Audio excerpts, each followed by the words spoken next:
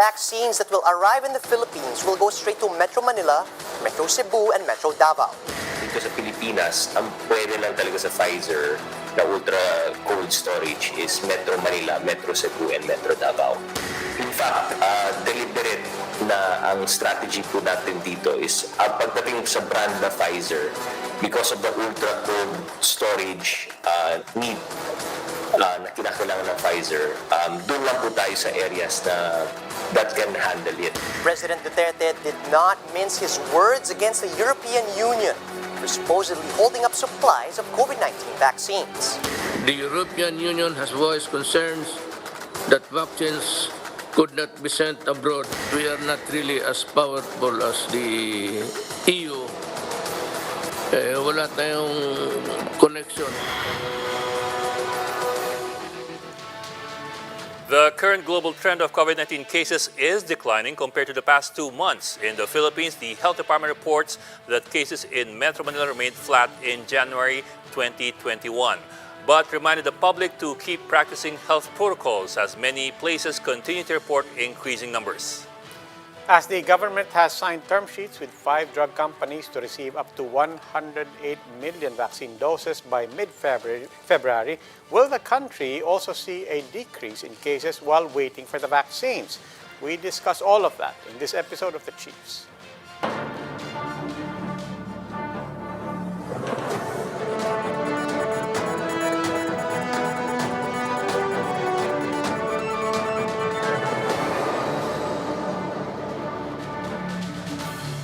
And welcome to this Tuesday edition of The Chiefs. Of course, with us in the studio is Robbie Lampayo of One News, and also joining us online is Ana Marie Pamintuan of the Philippine Star from the port area in Manila, and the head of News 5, Lucy Cruz Valdez from Quezon City. Ladies and Robbie, happy Tuesday. Happy Tuesday, good evening. Yeah, 3 more days to go before the weekend. Okay, maraming story today. Marami. Oral arguments finally started Finally. against the anti-terror law. Nag-umpisa na, humarap na yung mga abogado who are opposing this. And the Supreme Court had some questions for Yes, and it seems that some of the petitioners had a rough start. We all anticipated this. One basic question that the Supreme Court asked is, dapat ba sa Supreme Court kagad dalhin yan? Yeah. Because Was it wala right? pang test case, wala pang actual complainant, wala pa, and so there was a suggestion, maybe you're looking at the lower courts first, and or have to wait for, but this is a question that they were preparing for a long time already. And I suppose what surprised him was that the hardest questions came from Justice Leonen, who happened to be the teacher of some of the petitioners. And who said he can empathize and understand, Yes. because he says he himself has had experience with rule of law questions. What about you ladies? Ami, what's your big story for tomorrow? Puro postponement today. Pinospone yung price cap, pinospone yung child protection, yung sa seats, no? Kaya pwede pa rin tayo lahat pala mag- Pati yung face mask sa No need for kotse, that. di ba? Yung mag-isa sa kotse, yung face mask. At least atras yun, may yun. linaw na yun. So for the last 2 days, wala akong face mask sa kotse. Ang sarap pala. Pero yung sa car seat, last year pa yun eh. 1 year na yung IRR noon pinasa yung implementing rules. Kaya nga, So ngayon, gagawa na naman yesterday. sila ng panibago. nga. Ewan ko. Tignan mo na. And yeah, one more story before we go to our guest. The House Committee on Amendments, Constitutional Amendments, Yes. approved and through to the Approved plenary already the yung economic the provisions. controversial amendments, the one-liner amendment, the unless provided for by law. Bottle amendment. of wine na ba yun, Lucy? Bottle of wine na ba yun? Hindi pa. Hindi raw. Sa Senate daw eh. Sa Senate daw. Di ba yung bet niya eh. Yeah, remember we needed 3/4. They would need a 3/4 vote by the 2 chambers separately. So 225 Yes. votes in the lower chamber Yes. and 18 votes in the upper chamber. So yung bote palamigin muna. Matagal pa. Well, as we said in our introduction, we are going to talk about a lot of things, but mostly about COVID-19 and the vaccines. Yeah, that was the introduction, di ba? Yeah, it was. So for our first guest, we are joined by Cabinet Secretary Karlo Nograles. Sir, good evening and welcome back to the Chiefs. As we promised, we are bringing you back. Good evening, Sec. Secretary. Hi, good evening. Hi, sir. Magandang gabi po sa lahat. Good Yes, evening sir. to everyone in the call. Luchi, Ami, Ed, Robbie. Yes, sir. I think everyone's complete, no? Yes, sir. Kasi nandito kayo eh. Sir, sorry pero whenever I see on Facebook that video of you dancing while talking about COVID-19, nadidistract talaga ako. Well, you have to find ways to get people to build their confidence, di ba? So kahit anong pwede gawin, anything creative that would get everybody to really build up yung confidence level sa vaccine. Syempre, we're open to it. We hope that's the effect. Kaya lang, 2021 na, sir. Alam mo, Pilipino, pagka nakakita ng official na nagsasayaw, iba ang iniisip. Oo, 2022 isipin nun. Well, ang importante lang naman is that people get to talk about it and communicate about it. It's an open discussion for everyone. And hopefully, when people converse about the topic, then they get to research more about it. Tapos tayo naman sa gobyerno ay kasama rin sa communications plan natin yung talagang explaining yung safety, efficacy ng vaccine na yan. But hopefully, when we roll this out, ang pinaka-importante dyan, pag nakita ng taong bayan na safe naman at nagsimula na tayo sa rollout, I think mas tataas pa yung kumpiyansa ng taong bayan. Yes, sir. It's always yun talaga yung hadlang eh. Yung start pa lang, di ba? Pag nag-uumpisa ka in anything, people start to medyo yung hesitancy nandyan. Yes, sir. Pero pag nakita naman nila after days and weeks na maganda yung rollout natin, especially since we're expecting the vaccines to arrive. Well, the indicative date is mid-February. So yes, hopefully, Valentine's Day, after Valentine's Day, yan ang pang-Valentine's natin sa taong bayan na makarating na yung mga vaccines dito. At the very least, yung sa Pfizer, through the COVAX facility ng WHO, darating sa mid-February ang kanilang promise. So that's presumably after Valentine's Day. And then maka-roll out na tayo with 117,000 doses divided by 2. Yes, sir. Diba? That's less than 60,000. Less than 60,000. So ang unahin natin are the COVID referral hospitals. So ang plano natin siguro PGH, Lung Center at yung Tala. Then we'll talk about maybe possibly sa Cebu and Davao, the COVID referral centers at Cebu and Davao is something that we're also talking about. But definitely NCR kasi mauna, di ba? So PGH Lung Center and yung sa Tala and the COVID referral hospitals, yun yung mga unahin natin sa rollout. Yes, sir. Sir, if I may, sir. Pfizer. Yes, sir. If I may just zoom into some particular details lang, kasi we don't know how this is going to happen. Of course, we do presume that the vaccines will be brought in by air. That's the most Yes. practical and efficient way of doing it. As soon as they arrive here, planchado na ba yan? Dinadadaan ng customs yan? O hindi na matetenga sa kung saan-saan?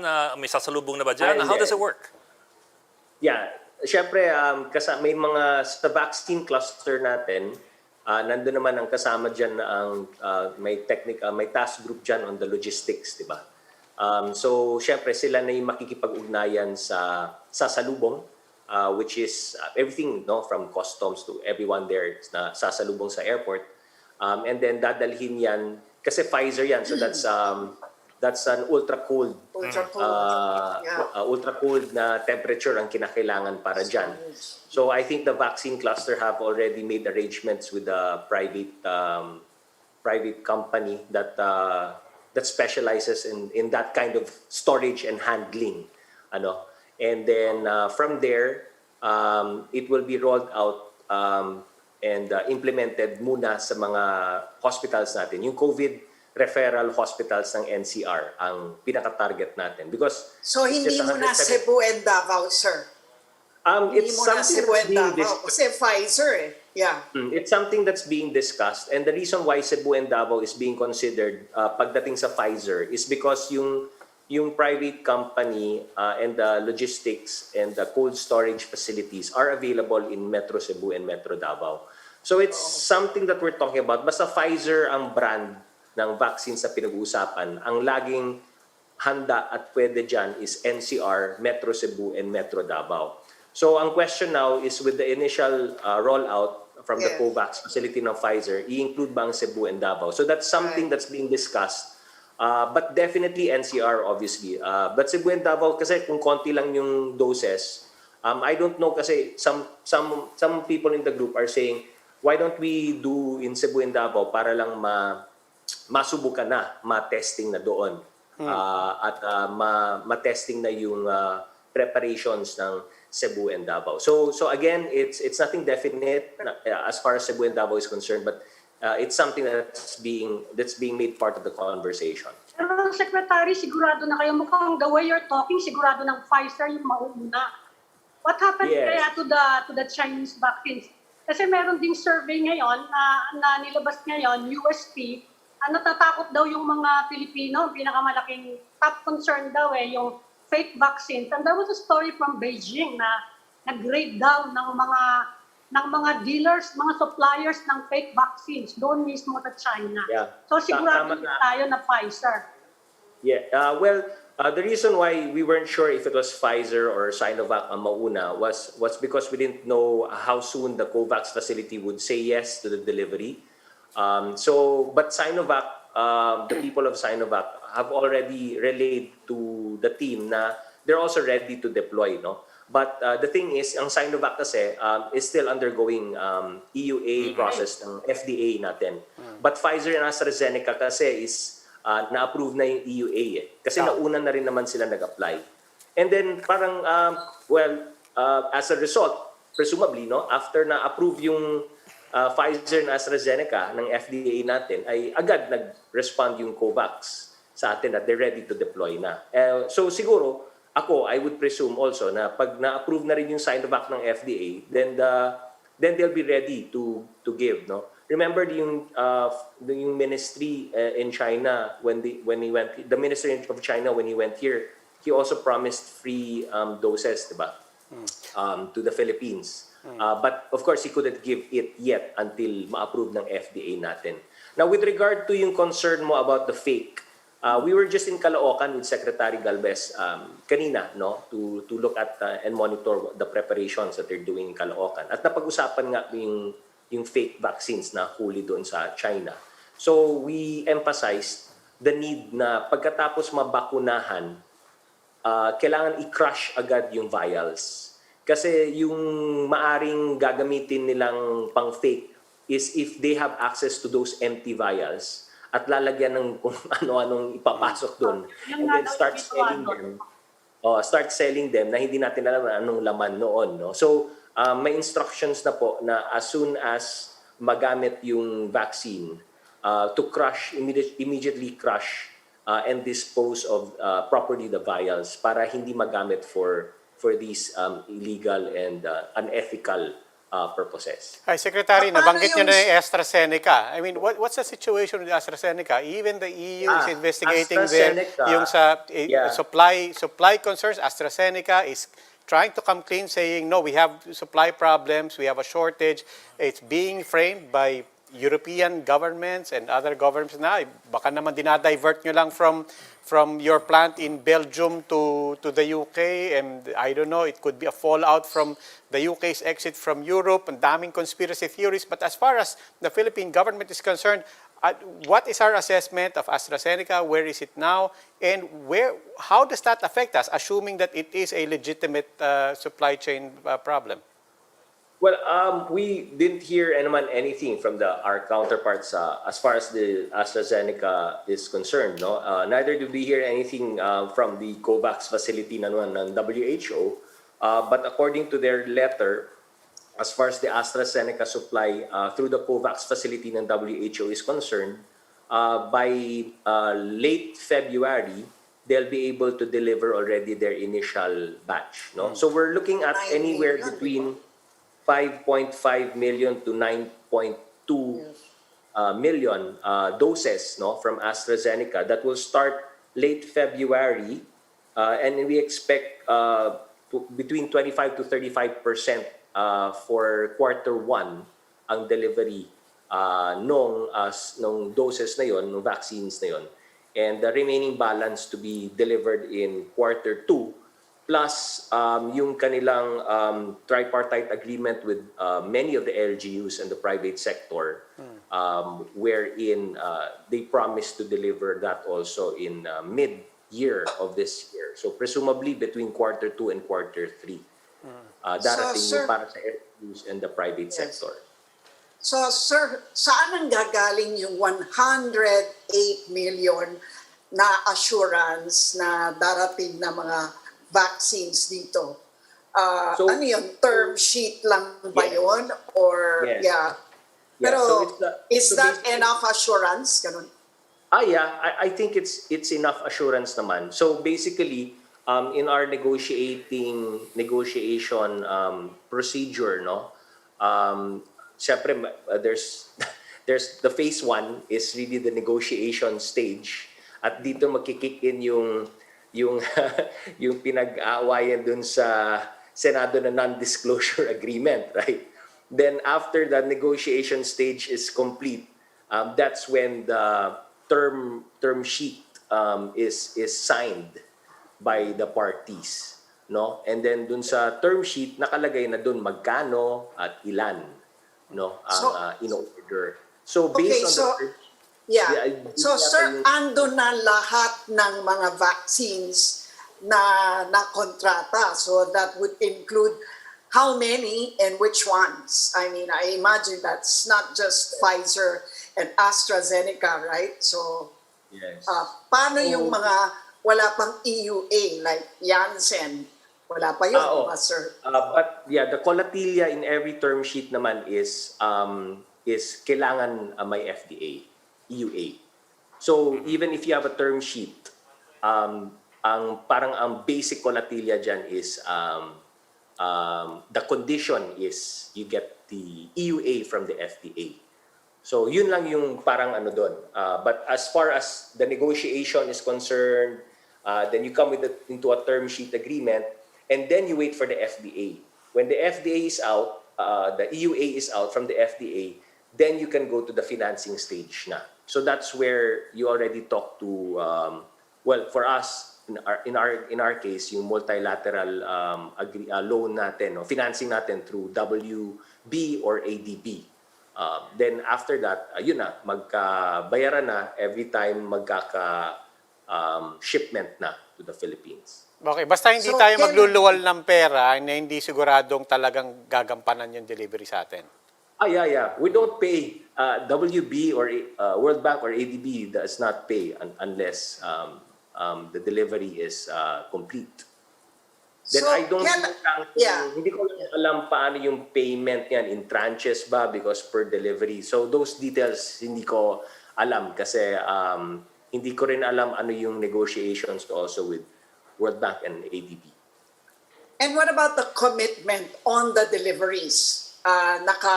Naka-indicate din ba yon sa term sheet so that we Yes, know kasi- that by, say, 2022, na-vaccinate ng X% of the population, ganun? Yes, kasi yung term sheet naman nakalagay naman doon yung how many doses and nakalagay doon yung the other I've not seen it exactly, no, because it's syempre it's Secretary Galvez who's doing all of the negotiations, no, it's under their cluster, but I would presume nakalagay doon yung number of doses and probably also the delivery dates or indicative timeline at the very least, no. And that's where Secretary Galvez was able to calculate yung 108 million doses, no, ang sinasabi niya. Oo. Well, sir, as you said kanina, uunahin yung frontliners dun sa 117,000 doses and you specified nga Tala, Lung Center, and PGH, among others. I'm wondering lang kasi if you're only talking about the frontliners ng mga ospital na ito, or are you also going to include, for example, their direct family members, because they do come home to those family members, and that would be I suppose a big thing for frontliners.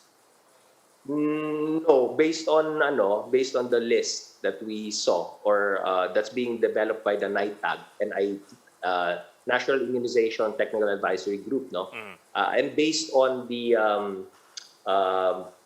protocols given to us by the WHO, as recommended by the WHO, it's really basically public and private health frontliners who are active, no?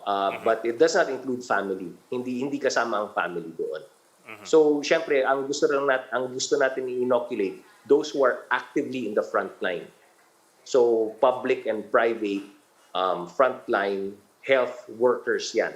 So, kahit sa barangay, down to the barangay, mga barangay health workers, kasama po dyan sa ano na yan, sa priority list na yan.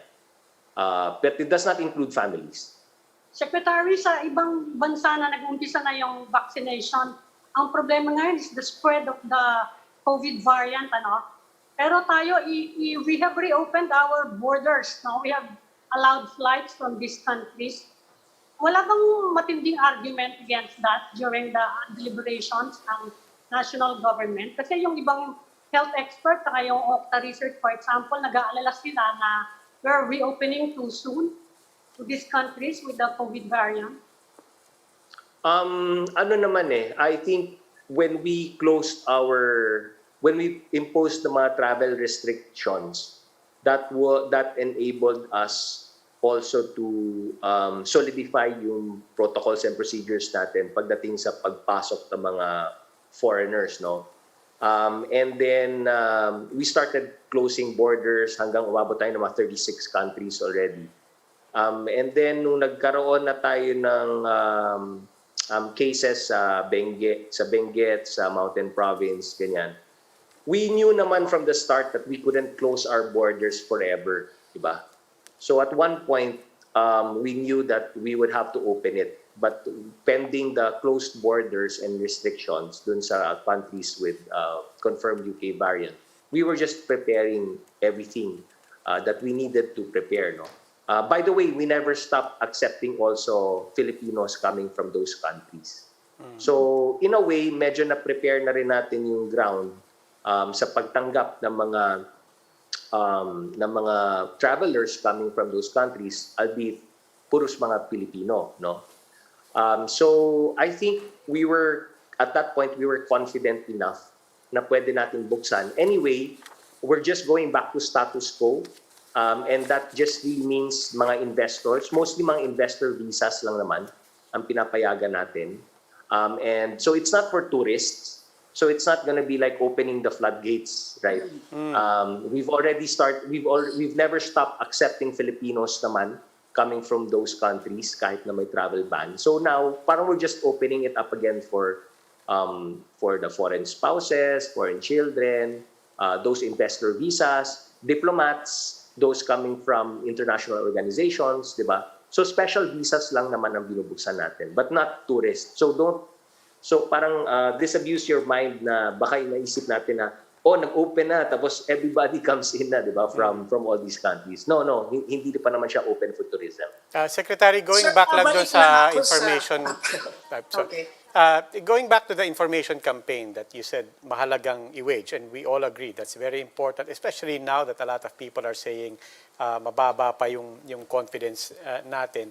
I just wanted your thoughts kasi si Navotas Mayor Toby Chanco had a very good insight from his constituents on saan ba nanggagaling yung pangamba. And so they conducted a survey, and sabi niya, yung isang insight na nakuha nila is, it's not so much that people are saying, ayaw naming magpabakuna or takot kami. Ang sinasabi nila, mauna ka. Di ba? Parang gusto ko may mauna, tapos makita ko munang safety tayo. And that is further heightened, particularly when it comes to Chinese vaccines. So particularly Sinovac and all these vaccines coming from China. I'm just wondering, how do you break that, and where do you enter in trying to educate the public and promote when they have a very high level of mistrust when it comes to Chinese vaccines in particular, and then walang gustong mauna. In fact, even si Mayor Chanco, tinanong namin, kayo ba mauuna to demonstrate para tumaas ang confidence? Sabi niya, honestly, sa Sinovac, hindi rin. Pati ako, hindi ako mauuna dyan. I mean, how do you begin the messaging, particularly on Sinovac? For vaccines in general, I think I think yung protocol ng WHO was really to start the sector of society that will start with the vaccines. That we will prioritize to inoculate our frontliners ng medical and health frontliners natin. So I would assume that being medical and health frontliners, being in that type of profession, in that work, they understand the importance of vaccine, right? And they understand that it's needed, that it's very important, no? So we hope that we won't get a lot of resistance from health and medical frontliners when we start to roll out. And I think really in this confidence building campaign, I think to see is to believe would be something relevant, no, in increasing the confidence level. Yes, That sir. being said, siguro pag nag-umpisa na tayo and hopefully mga medical and health frontliners natin ay nag-umpisa na maturukan dito sa Pilipinas, then makikita ng taong bayan na, oh, safe naman pala. But yes, mauna yung Pfizer and AstraZeneca and we're waiting for Sinovac. Yes, sir. Pagdating naman ng Sinovac, well, ano rin siguro, we have to understand that these different types of vaccines have different types of platforms that they use, no? Ang Sinovac naman uses an inactivated virus, Yes, sir, which inactivated. is basically a 200-year technology that has been proven safe naman for 200 to for 2 centuries now, kumbaga. Yes, sir. So, naintindihan rin yan ng mga nasa medical and health services, frontliners. And I would also assume na sila yung mauuna. Pagdating ng Sinovac, sila yung segment na, sila yung nasa priority segment by the time Sinovac comes. So again, to see is to believe. Pag nasimulan na po natin na mag-roll out ng Sinovac, just like when we start rolling out Pfizer and AstraZeneca, I think by the time we get to the next segment of the society, which is senior citizens, na-build up na yung confidence. Then ganun din, pag naumpisan na natin sa senior citizens, then the third segment of society would be the indigent population. So by the time we get to the indigents, the poorer sectors of society, marami ng na-roll out na yung vaccination program all over the country. All regions would have been covered with inoculation ng health and medical frontliners plus the senior citizens. So by the time we get to the third segment, medyo mataas na siguro yung, ako palagay ko, mataas na. Sir, so yung 108 million na nasa term sheet, aren't we over-ordering considering No. that 45% of the population precisely have vaccine hesitancy? Paano kung hindi natin maabot yun, mag-expire lang yun at masasayang lang ang bilyon-bilyon natin? Hindi naman yan agad mag-expire, no? Number one. And number two, the survey was conducted at a time na wala pa tayong rollout ng vaccine. I think we will see a very different picture once we roll out at nakikita ng taong bayan na safe at organized, very organized din naman ang paggawa natin ng vaccination rollout natin. So you will see, we expect an increasing confidence level every time or every month siguro that we're on that rollout phase. So we begin in February, this month, presumably siguro mga last week of February, baka meron na tayong masimulan, and then mas marami na sa March, then mas marami na sa April. So I would safely hypothesize that every month you will see a vaccination confidence increasing every month if you do the survey every month. Okay. Right. Sir, I'm tempted to ask one more question pero overtime na raw eh. Pero sige, quick lang to. You did say to see is to believe. Yeah. Di ba, the most popular person in this country does not want to be vaccinated in public. I'm talking, of course, about President Duterte. Wouldn't it help if the President himself says, I will be vaccinated in public just like many other world leaders? Again, we respect the the wishes of the President. He's spoken, so we leave it at that. Meron din naman nangangansyaw kung kami ba ay willing. Ang lagi naman namin sinasabi, kami mga cabinet members, ang sinasabi naman namin lagi is, we're willing as long as the NITAG, the NITAG, approves it or they nudge us to do it.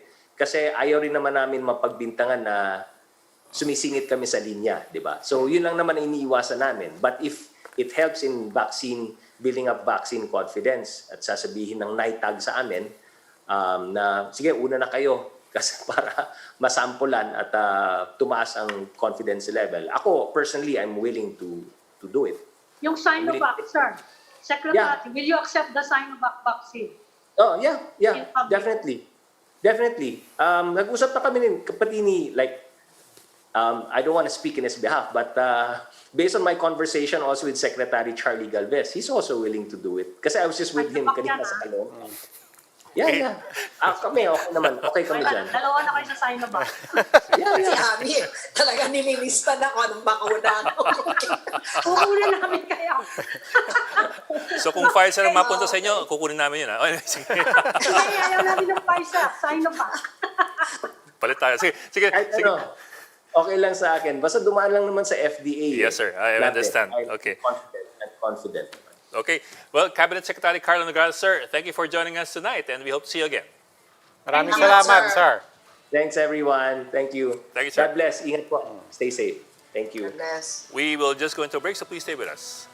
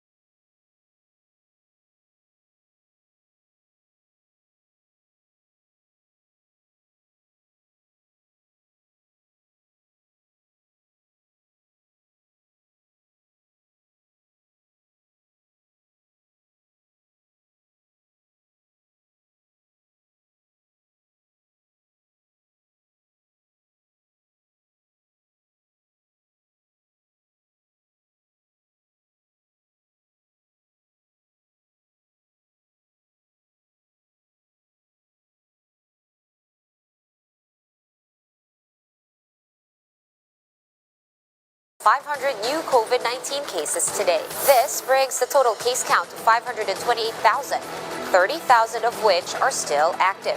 The World Health Organization says that global COVID-19 cases dropped for the third straight week. However, the WHO is still urging people not to let their guards down, especially with the threat of new variants. The number of cases we have should not be spiraling upwards. And the very reason for that is that it's easier to handle very low numbers and roll out an immunization program than start with very high numbers. Welcome back, the Chiefs, here on One News. We're now in the final stage of our conversation. Now joining us is infectious disease expert Dr. Benjamin Ko. Good evening, Dr. Ko. Evening. Hi, sir. Welcome back. Good evening. Welcome back to the Chiefs, sir. Gandang gabi po sa inyong lahat. Magandang gabi po. Hey, Doc, of course, yung headline ngayon is WHO. You were also in an article published in NCX, you also noted a global decline. But of course, dito naman you also noted na that was due to holiday lockdowns in many countries. But dito sa Philippines, you know, we ended the year with Christmas season. I don't know how you want to call that among Filipinos kung may lockdown talaga. Then we entered January with big religious festivals and so on. And therefore, in the past weeks, we went back to 2,000. That was certainly higher than when we ended. So how do we square the first month of the Philippines with the good news from the rest of the world?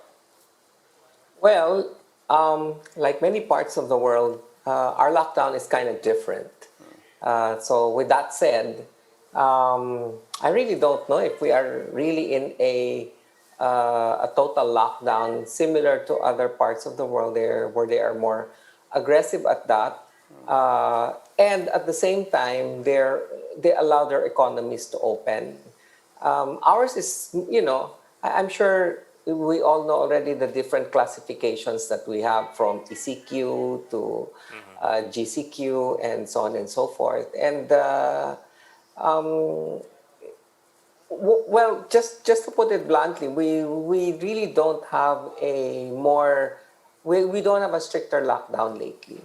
So it's more of a free for all. That's the first. The second thing is that the number of cases that we've been seeing lately are actually regional. If you look at the national capital region, we're flat. As a matter of fact, our reproduction number in the national capital region is much lower than the reproduction number nationally.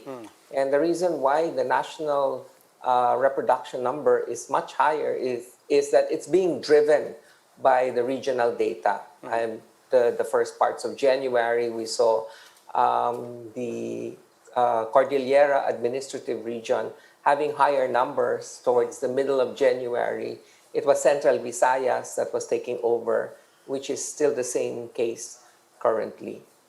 So what do you think is driving the numbers down globally, and excluding the regions in the country? What do you think are also stabilizing the numbers in, say, NCR perhaps, or in many metropolitan areas in the country? That's a perfect question. Even I've been wondering why the cases globally have been going down. But if I trace back the lockdown scenarios during the holiday season in the other parts of the world, they're more aggressive, and they started it also towards the winter season. And they're actually prolonging, many of the countries are prolonging some of their lockdowns all the way until March. So the non-essential businesses are being asked to close. If you will see, most of the infections are actually down in the countries with the highest cases, like in the US, in Spain, the UK, Mexico, and India. India is a perfect example. Look at their number of cases, from 100,000 just down to 10,000 a day. And the US also saw a very dramatic decline in the number of cases. I don't know if it's with respect to the new administration or actually the fear among the Americans that the total numbers have been devastating, because their death tolls have exceeded 4,000 in a day for a while. Yes. Now Some people are, yes. Yeah. Some people are surmising that that this might be natural immunity. Oh yeah, that's kicking another in. thing. Is That's that possible? Yes, Yeah. that's possible. And also the fact that, once we talk about variants, no, and we know that the virus mutates the virus shifts over a period of time, especially when they get transferred from people to people, and more people actually get it. There are two things that can happen, and the most plausible is that the virus probably weakens on its own. So while more people get infected, it may be also a fact that it might not be equivalent to being a deadlier form. So that's one. No, that's reassuring. Yeah, because that usually happens, because maybe a lot of us have already built some form of immunity, considering the fact that about 10% are asymptomatic. Doc, let me see if I'm getting this right. Are we seeing good news here? Is this something to be happy about? Na mukhang, if I'm getting it right, na mukhang o posible na we're developing some sort of natural immunity, or that the virus is getting weaker? Am I getting it right there? It's possible that some of us have had the virus already, but we do not know that we've had it, especially particularly in areas with high endemicity, like the UK, for example, or the United States, or Spain, Mexico, India. So because of the very high numbers, it's possible that the spread also was very high, and that you have to add the fact that not everybody was tested. Yeah. So some of them may have had They have had the the disease. virus. Yes, it was mild and it just disappeared from their system. It did not become very severe anymore.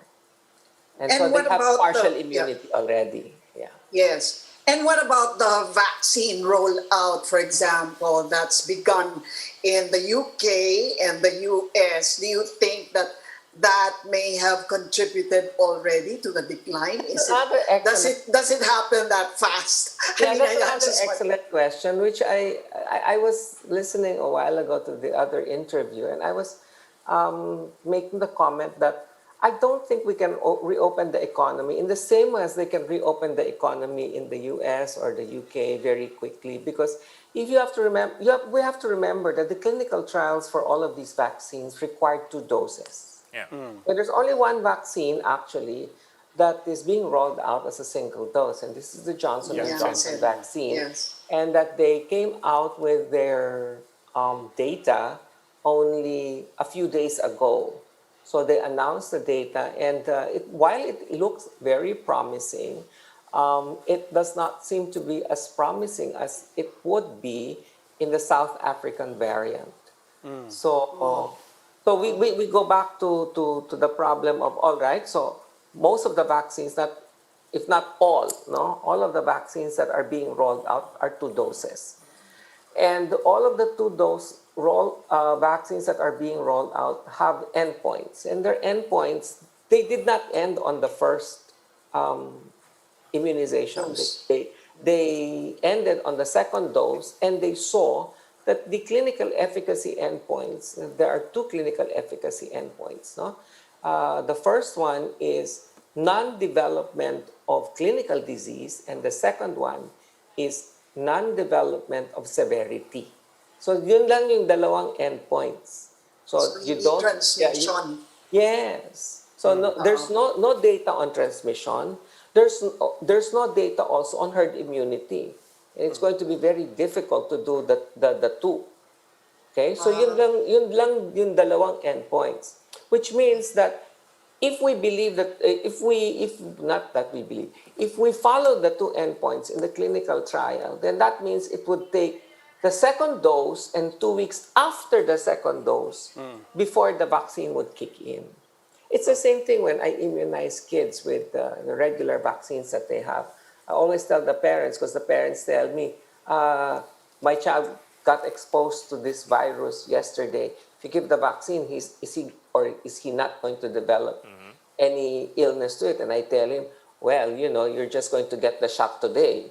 But he was already at that incubation period. He was exposed already. So it's possible that the vaccine will not work. Right? Doctor, the government is preparing for the rollout of the vaccine this month. And we're talking about vaccine hesitancy. In fact, you mentioned the USP survey. What's it like you will be among the first, your frontliner. What's the mood in the medical community? Is there a lot of eagerness, or is there also hesitancy? That kind of hesitancy that's below 50 and trust in vaccines, is it also there in the medical community? Well, in the medical community, a lot of us would like to get the vaccine, okay? And I think the Okta group is willing to share the survey that came out of UST COVAX. And this is a fresh survey. I actually helped them roll it out on social media. And if you look at the results, 55% are willing to get immunized. That's in general. Yes. No? If you look at the doctors that want to get immunized, maybe about 80% would want to get immunized. And the ironic part there is in the choice of the vaccine. Yes. So you're correct. You are correct. When you go to the choice of the vaccine, and if you rolled out a China-made vaccine, are they willing to get? Yes. That's where the discrepancy is. Yes, I am, but not China. Okay. So Okay. that's the more common. That's where you need to read the survey. You can't just say, all right, a lot of people will want to get immunized, but if you're rolling out something that's coming out of something that I don't want to get first, Yeah. then you're going to have a problem because you're going to order so much, and all vaccines have expiration dates. There's no such thing as a drug that does not have an expiration date. I mean, doctor, Particularly vaccines. Doctor, is there any way of overestimating the optics, the power of the optics of that? Because kanina, Secretary Nograles was saying, look, seeing is believing. Once they see their role models getting this, they will follow suit. But it also follows that once they see their role models not doing it, what's the impact of that? And then, and in Correct. particular, the president doesn't want to take the shot in public. We've spoken to mayors who said, ako mismo, ayoko ng Sinovac myself na mauuna ako dyan. If doctors themselves, and really Secretary Nograles was left with saying, well, the frontliners will be the role models. And now you're saying, well, let's be honest, even many frontliners will not take Sinovac first. Yes. That's the true scenario, that there are there are quite a lot that are. If you gave me a choice on what vaccine I would want, then I probably would go with a vaccine that has better efficacy data. Siyempre, di ba? If you put Of apples, course, yeah. orange, I mean, this is a no-brainer. If I put all the data together and I compared apples, oranges, peaches, and mangoes, and I showed you which one tasted better, I'm sure you would pick the one that tasted better. Right? Opo, Doc. Yeah. Pero Doc, the argument being propounded to the public is that so long as it meets the minimum na 50% efficacy ng WHO, that's as good as any. And basta may EUA, basta in-approve ng FDA. So how do we look at it then? Should we go with the 50% or should we go higher? I mean, I guess the question is, would you encourage your patients, for example, to be vaccinated with another a excellent 54%? question. No? In the first place, my patients will not be eligible because I'm a pediatrician. So they should take that out of the equation when they're ordering vaccines. So I'm sure they have, because 108 million doses divided by 2 would mean 50 plus million only. But you have to factor in that there will be about 40% that will not want to get immunized.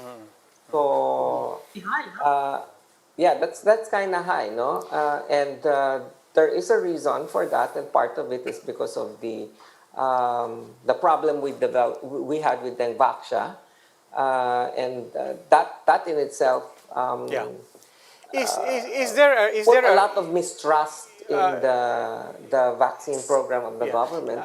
Doc, I want to get back to something that Lucci pointed out and asked kanina. Is there a risk of dosages going to waste? Particularly for these ones na mababa ang confidence. Well, kasi pera din yan no? And they're kind of expensive. We have to take into consideration the various preparations that are coming in. For example, the mRNA, kasi tama si Secretary Nograles kanina, no? When he was mentioning that they come in different platforms. The platforms are not interchangeable. While the Center for Disease Control in the United States has already given a go signal in exceptional cases that should, for example, Pfizer BioNTech vaccine run out and you need a second dose and there is none, then you can get the Moderna vaccine. But they have the same platform, and we have to remember that it's mRNA. Yes. You cannot have a vector-based virus vaccine and then shift to an mRNA because there is no interchangeability study. So you go back to the question of your wastage. If we look at the current countries that are rolling out their vaccine programs, and this is practically maybe one of the reasons why Japan, South Korea, and Hong Kong are not too keen into getting their action in, because if you look at these three countries, they're really the most powerful ones as well within the Asian region, and yet they're not stepping up the plate and saying, all right, we want to get into the vaccine scene. They're just at the sideline and waiting and watching everybody else with this vaccine program. So if you look at what's happening now is that there are a lot of people that a lot of vaccines that are going to waste. Like for example, if you open one Moderna vaccine, you'd have to give it to 10 people. The Pfizer vaccine, you'd have to give it to 5. Oh yeah, because it comes in a multi-dose vial. And I I see. think one of the reasons why the Sinovac vaccine is kind of more expensive, I think, I'm not sure. The Philippines is buying the single dose dispensable. See, the single doses are more expensive than the multi-dose vials. So if you're buying multi-dose preparations, you can imagine that once I bring that out Yes. and I have to administer it, and that will wear out in the next 6 hours. Yes, right. What will I do with the rest if the other people do not come in? I will have to drag Right. them out of Timbuktu. Oh, wow, yeah. Oo nga, ano, that's a big factor. So that's what they're doing now in the Interesting. US. Yeah. So they drag people na yung pag naubos na, like I'm sure you've heard this, you've seen Yes. stories that there was that at Kaiser Permanente the other day, all hell broke loose. I think the refrigerators, some of the refrigerators shut down, and they needed to dispose of 1,000 plus vaccine. So the whole group was working with all of the other regional hospitals there, and they had 1,600 people immunized in a single night from 9 p.m. all the way to 5 a.m. Wow. Sayang kasi yung bakuna. Yes, right. Di ba? Okay. Yan ang isipin din natin dapat. Okay. Kayo po yung magba-vaccinate niyan. Kasama kayo sa magba-vaccinate. Good luck. So, dapat naiisip po ng pamahalaan yung mga bagay-bagay po na ganyan. Yeah, yes, right. Okay. Well, thank you for bringing that. Dr. Benjamin Ko, certainly a pleasure to talk to you. We hope to have you Yes. again this time with more time. Because it was a pleasure talking to you. But thank you very much for joining us tonight po. Maraming salamat, Doc. Okay, maraming Salamat, Dr. Ko. Ingat po. Good night po. And that'll be all for this Tuesday edition of The Chiefs. We hope what was discussed here will keep the conversation going. I'm Ed Lingao. I'm Mami Pamintuan of the Philippine Star. I'm Lucy Cruz Valdez of News 5. I'm Robbie Alampay, and we are One News.